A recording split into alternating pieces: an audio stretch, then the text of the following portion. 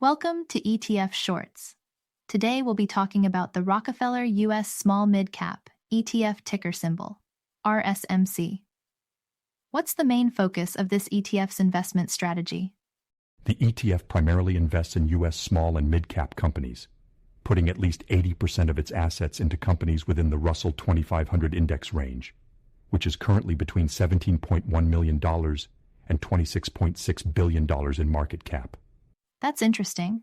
When selecting these smaller companies, what specific characteristics do they look for?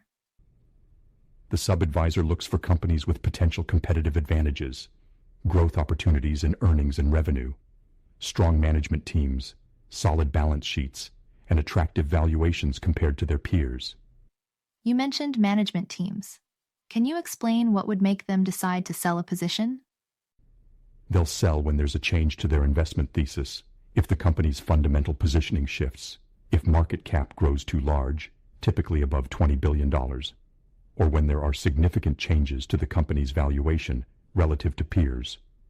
Since they're focused on smaller companies, what would you say is the biggest risk for investors? Small cap stocks tend to be more vulnerable to market fluctuations and typically trade in lower volumes than large cap stocks. They also have less publicly available information, which can make them more unpredictable in terms of price changes. Interesting point about market fluctuations. Does the fund take on any international exposure that could add additional volatility?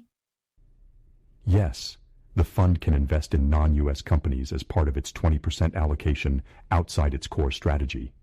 But this comes with additional risks like currency fluctuations, political risks, and less rigorous disclosure requirements in foreign markets.